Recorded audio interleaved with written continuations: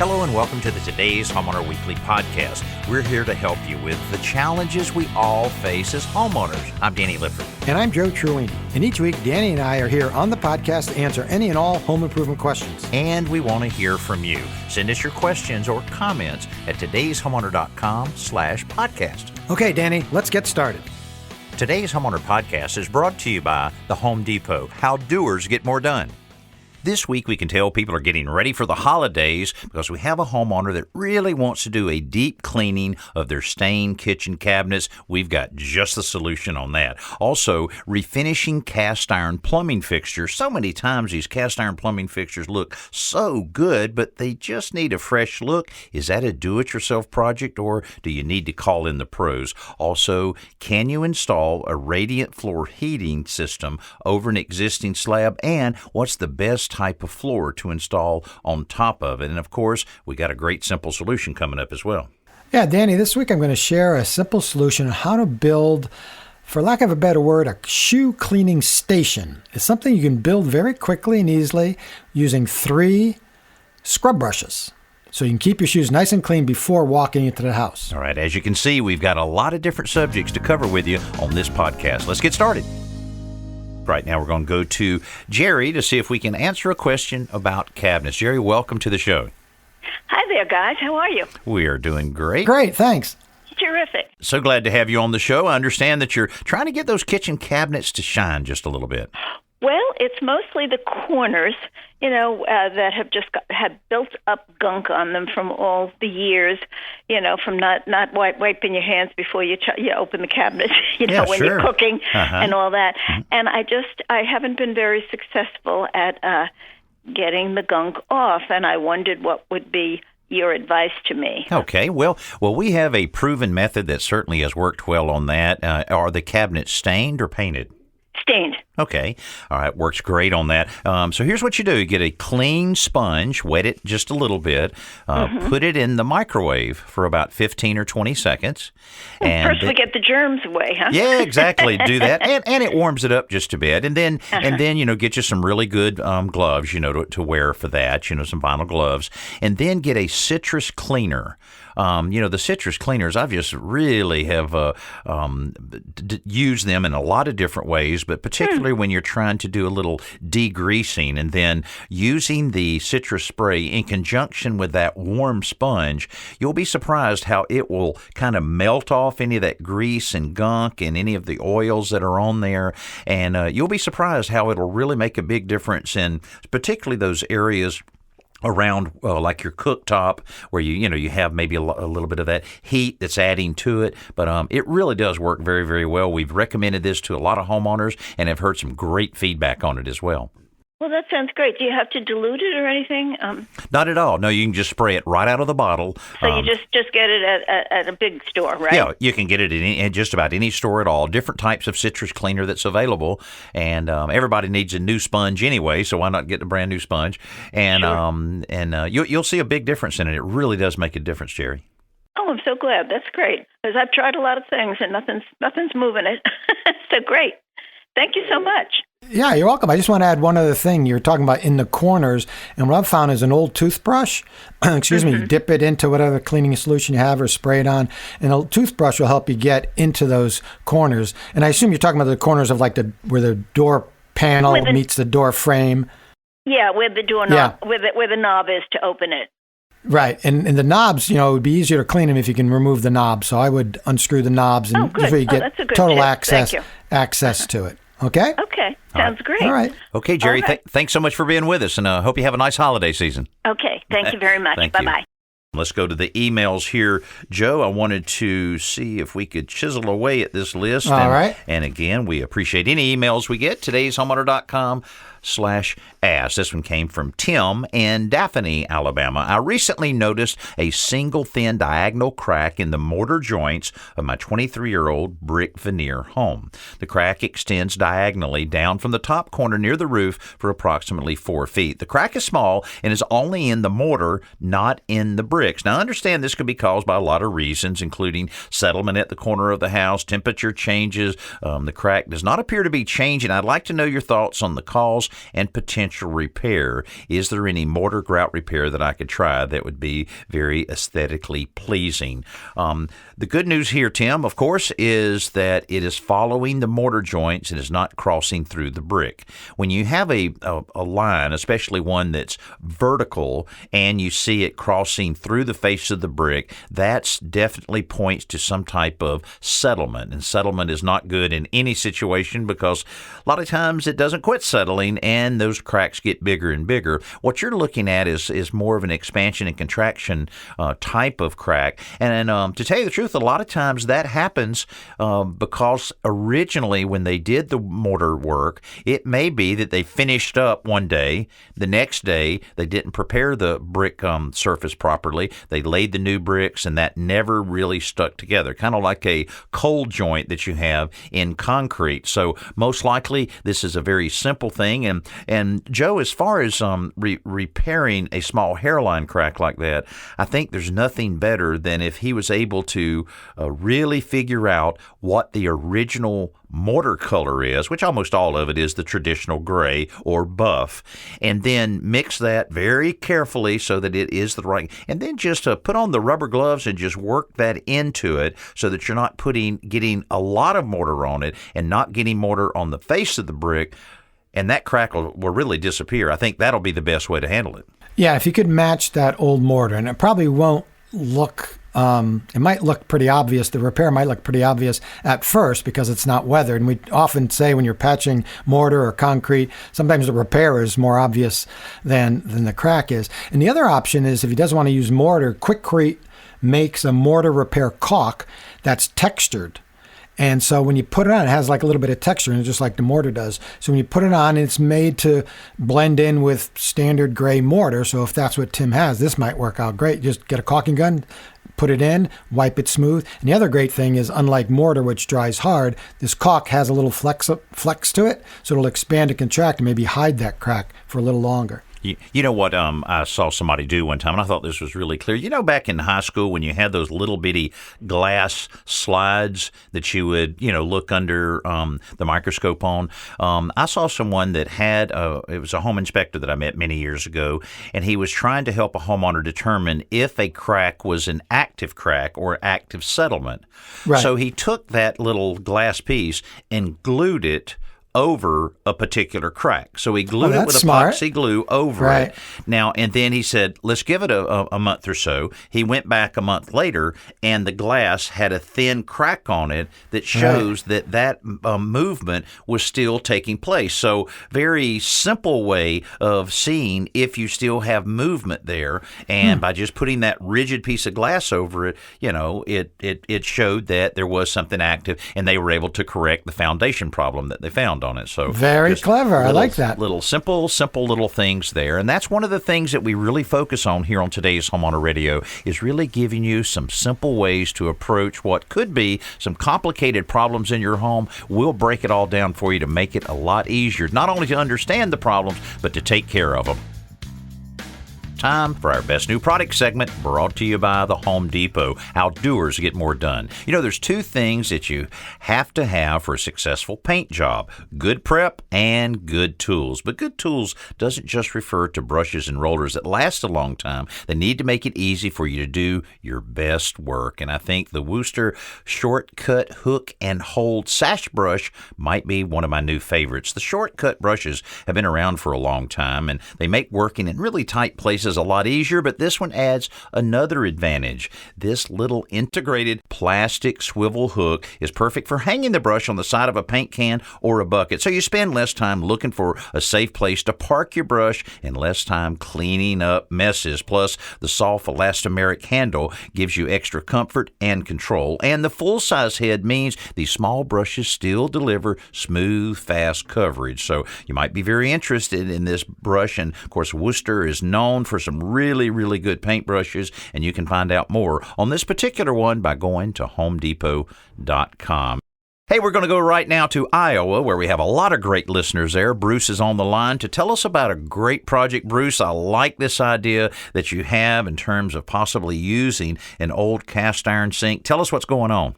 Well, me and my wife are in the process of planning a new home, and we have a couple of cast iron sinks that were in our grandparents' home and our parents' home, and we'd like to incorporate one of them into our entry room / mud room.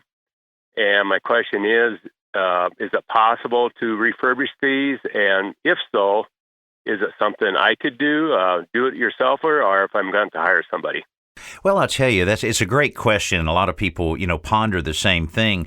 Now, I'll tell you, with a sink that you're able to take and put on sawhorses and, kind of work around it and so forth is certainly a lot easier to work with than a cast iron tub that's already in place.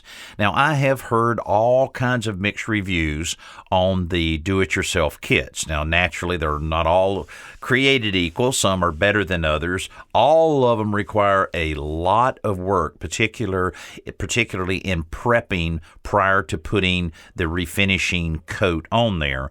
I would probably say, and I know Joe has a lot of information on this, but I would probably say first check with a pro and at least see what they would charge. If you called them up and said, hey, I got a sink here, it's a very common thing that they would do, and get an idea of what that cost is, and then look at the cost, which would be, far cheaper the do-it-yourself, and then, of course, really look at those reviews. Joe, what do you think on that? Because, Joe, I know that you feel the same way I do with a project that Bruce is doing. It's great to use something, sure, especially when you throw in a little sentimental value to it and everything. But if you got a brand new house and you put something there that brings the look of it down, then you haven't really stepped forward on it. But what do you think we should tell Bruce on this?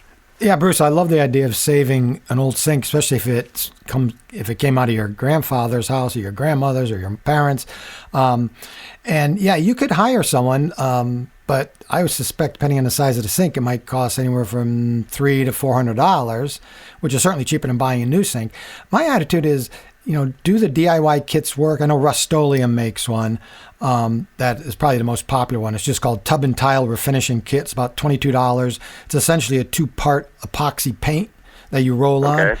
And my feeling is, if you do it and it lasts and it looks great and it lasts for a while, then why not? Maybe it'll last forever. And if it doesn't, then you can have it refinished, right? I mean, there's no reason a professional couldn't refinish it at that point. I mean, obviously you'd have to disconnect it and take it out. But I would start by using an angle grinder with either a grinding wheel or a flap sander. I used a flap sander for the first time recently on my angle grinder to remove rust from some steel tubing. It was amazing how quickly it worked. But in any case, you just remove all the rust from the underside, and you can sand it or use the flap sander on the top side if there's some chips, or because you have to remove all the rust first. And then if there are any cracks or divots or dings that you need to fill, what I would recommend is using, it's called JB Weld water weld epoxy. It comes in like a putty, and you just knead it together to 2 parts with your hand. You just press it in place, then you grind it off. And then once you get the surface smooth, then you can apply this tub and tile refinishing kit. So I'd recommend just trying it. It doesn't take that much. Just one word of caution. The refinishing kit, I don't know what it's made out of, but man, it's got really noxious fumes, so be sure to do it outside. There. Don't do it anywhere near an enclosed space. I would maybe not even recommend inside a garage with the door open. You might want to be outside for that. Okay. I got one more quick question if you've got time. Alrighty. I have an outbuilding that's lined with 1x12 old barn boards, and I was thinking about possibly, I have to dismantle this anyhow, but I thought about possibly making the sink base out of that, and then also lining the interior of this mudroom with it. That sounds good.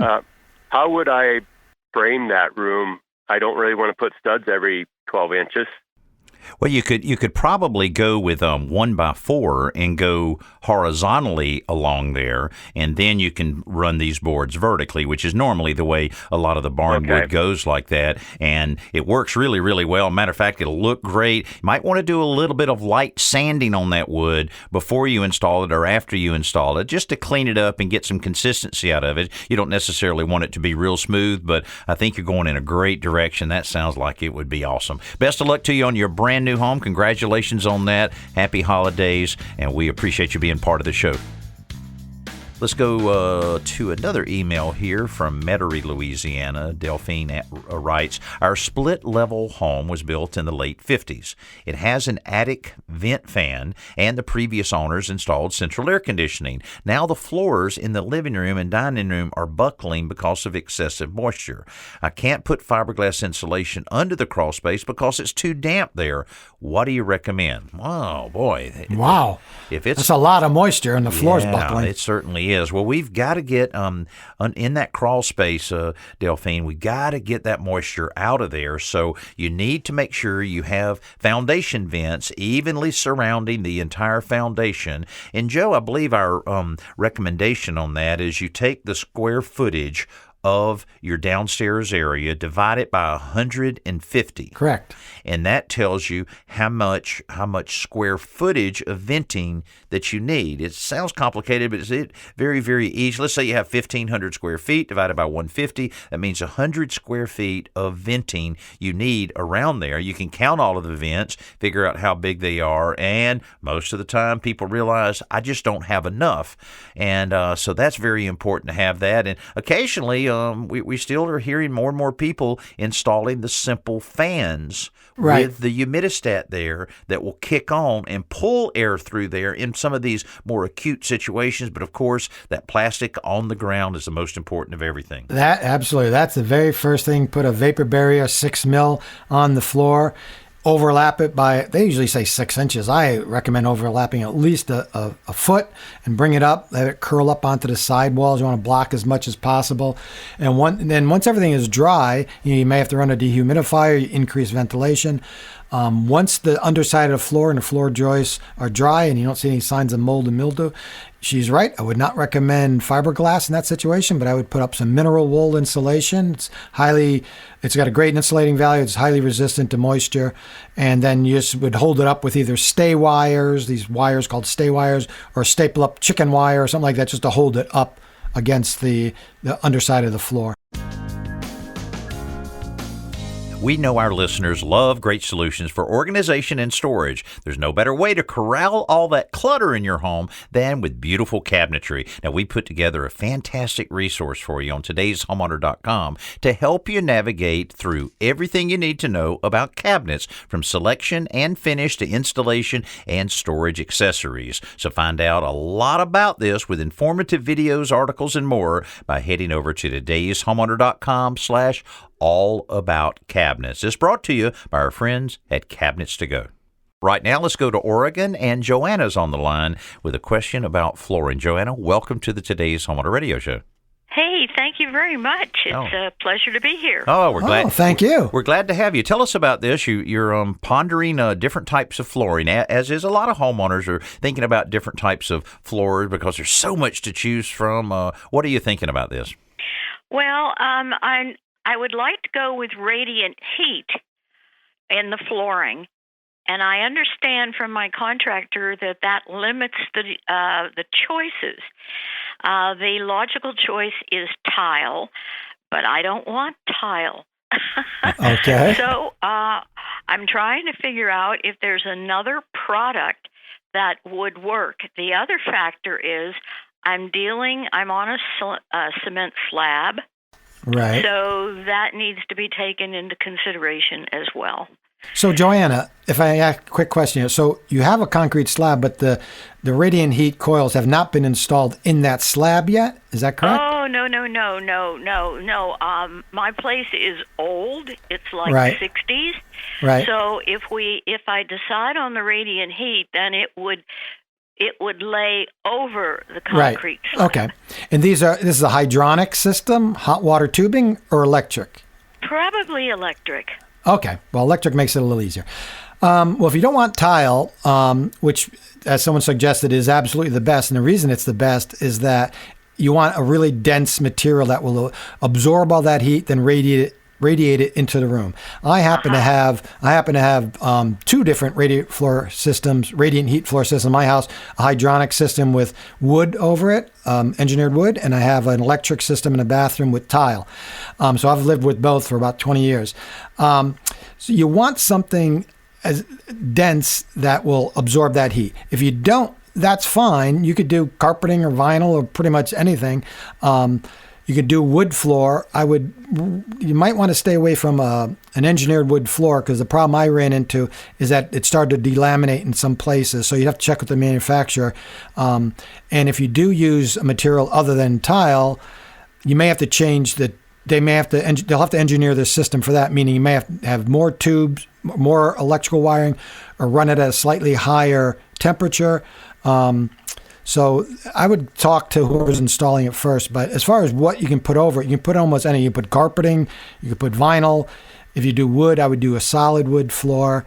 What other options are there, Danny? I guess if you don't want tile, then I think those would probably be your three most common options.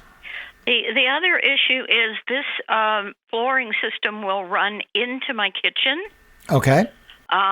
Which means I'm concerned about a product being waterproof or somewhat waterproof. Right. Luxury vinyl tile has been suggested, but we haven't really investigated that product yet. Well, it's certainly. Yeah, as long as it's rated. Yeah, excuse me, Danny. I was going to say, as long as it's rated, no matter what the floor is. I mean, I have a wooden floor. I have a traditional oak strip floor in my kitchen. Nobody would say that's waterproof, but it's been there almost 30 years and looks great, and I had it refinished once.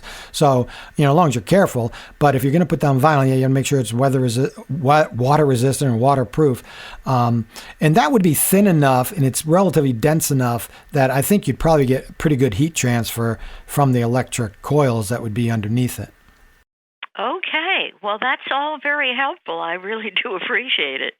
Well, it's always a little confusing when you have different opinions flying around in different ways, so we're always glad to help in any way and sharing our opinion on it, and best of luck on the project.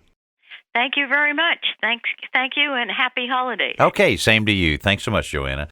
Emails are always welcome at todayshomeowner.com/ask. That's what Clarence from Pennsylvania recently sent us. It said, what are the steps to replacing a bathroom vent fan from inside the bathroom? I really don't want to go up into that attic. Joe, that's well, that job got a lot easier over the last few years. Oh, right? yeah, absolutely. I'll tell you, Clarence, you can go to Brown.com and look at a number of their exhaust fans that are available, and you may want to get the size of your existing fan, because there's a lot of them that basically is just the inside that you're replacing, which, the housing, nothing's going to go wrong with the housing, and these are very, very simple. And even if you have to replace the entire thing, they have step-by-step instructions on being able to remove the housing, put the other one back in, be careful with the electricity, of course, and then you're going to end up with a exhaust fan that's going to work about 30% better and about 50% quieter,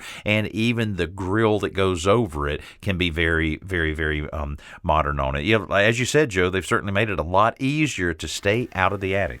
Absolutely. The only thing I would recommend to Clarence, he did say he didn't want to go up into the attic. He needs to go up there just to check to make sure this is being vented outside. That's right. Yeah. We were talking about that earlier, because who knows what's going on up there. It doesn't sound like Clarence has been spending much time in his attic, and I don't blame him. But this is an opportunity to, before after you install the new fan, you have to go up there and make sure that the ductwork is as straight and as short as possible, and it is venting to the outside, not just dumping all that moist hot air in the attic. That's one of the things, when the weather starts cooling off a little bit, it's not really a bad idea to get up in the attic very carefully. Let's don't step through the ceiling, or you'll be calling us about how do you repair a big foothold in my drywall ceiling. But just get up there with a really good bright light, maybe when it's raining hard, and get up in there and really just look around very meticulously around the perimeter of the roof, around any of the areas where vents go through the roof, around the fireplace, but you never know when there might be a small leak that's not being detected yet downstairs that you can kind of head off before it gets to be a big problem. And you can also at the same time have someone turn on all the exhaust fans in the bathroom and in the kitchen, and just look, check it out with that light to see if that vent goes all the way to the outside. And it's just these little simple things like that you just might see something up there that needs your attention, and you can take care of it before it becomes a bigger problem. Hey, so many times I'm, running into someone that'll say, hey, we love your radio show. We listen to it all the time. And we really love those simple solutions that Joe Truini shares with us. We just really look forward to those. And I go, well, I'm on the show too. They go, yeah, whatever. But anyway, we really love Joe Truini's Simple Solutions. So, Joe, I'm glad I'm the facilitator to be able to introduce you each week for one of the most anticipated parts of the radio show, our Simple Solutions. So with that, it better be good. It better be good. Well, thank you, Danny. I appreciate it. And I love sharing these with our listeners. Here's how to clean your shoes before walking into the house, because dirty shoes and boots are the number one cause of floor scratches and stains. And most doormats do a pretty lousy job of preventing that. So all you need to do is, and these are materials you might have around the house right now, you can make an effective boot brush starting with a long-handled scrub brush. You can get these scrub brushes at any hardware store or home center, and you're not going to need the handle, so you can get rid of the handle. You need 3 of these. And you build a base out of a 1x8, and it's about 28 inches long or so, and you glue a couple of vertical 1x8 dividers to this 1x8, and then you cut a couple of triangular braces. This is a little hard to describe, but there's a video online at todayshomeowner.com/simple solution that shows me building this little fixture. Anyway, so it's a wooden base built out of 1x8s. Then you take 3 of these brushes and you screw them in place. You screw one down to the base so it's facing up. Then you screw one to each side of these vertical dividers, right? And you space them accordingly to fit, so you can just barely fit your shoe through there. And then you take this and you screw it down, like right outside on a deck or patio right outside of your front door. And what you do is you stand next to it and you don't have to bend over, you don't have to take off your boot or shoe or anything. You just put it in and you just brush your foot back and forth like a little kicking motion, right? Back and forth. And you do each shoe, obviously. And so you're not only removing dirt from the sides, but also the bottom at the same time because there are these 3 brushes. It works amazingly well. It's super simple, and you can put it almost anywhere. And if you can't screw it down, you can make the base a little bigger, a little wider, so you could stand on it with one foot while you scrub your other foot through it. So check out the video. It's a lot harder to describe than to actually see. It's actually a pretty simple fixture that works really well. And just think how happy that person that's having to clean the floor on a regular basis will certainly appreciate that. Now it's time for our podcast question of the week, and you can send us one at any time by going to todayshomeowner.com/podcast. This comes from David in Indiana. I have a pressure reducing valve, and I've lowered it down, but the water pressure is at 90 psi. That's pounds per square inch. Wow. Once I turn on the faucet, though, it drops back to 20 psi. Would adding a thermal expansion tank fix this problem? Thank you for your time and help. Now, that thermal expansion tank is the tank that sits directly above your water heater. And a lot of times they're installed to prevent the water hammers, the noise that can happen when you have a little air in your lines. But do you think that would help equalize out this fairly significant difference between 90 psi and 20 psi? Well, expansion tank will do that, but I'm not sure it would work. It's not designed to work, I don't believe, such a 70% drop in pressure. Right. But when water is heated and it expands, right? We all know that when water gets hot, it expands. It's known as thermal expansion. And the thermal expansion tank is designed to manage that expansion as the water heats up inside the water heater. And the tank prevents excessively high water pressure, which can damage plumbing valves and joints in plumbing supply pipes, and it could damage the water heater itself. So if the question is, will a thermal expansion tank help control thermal expansion, it will. Whether it's the answer to David's issue, I mean, he's going to have to call in a plumber or heating and cooling specialist to check that out. But yeah, I mean, that's what thermal expansion tanks are designed to do. Absorb that expansion. I love a lot of water pressure, but 90 psi, that might take your skin off sometimes when you're doing that. So that should address that problem on that, David. We appreciate that question and encourage you to send us one in, and we'll tackle it here on the podcast. You can send us one again at todayshomeowner.com/podcast. Thanks so much for being with us this week for the Today's Homeowner podcast. And as always, we really appreciate the good reviews that we've been getting each and every week. Hey, thanks so much. I'm Danny Lipford along with my buddy Joe Truini. Thank you very much for listening to this Today's Homeowner podcast.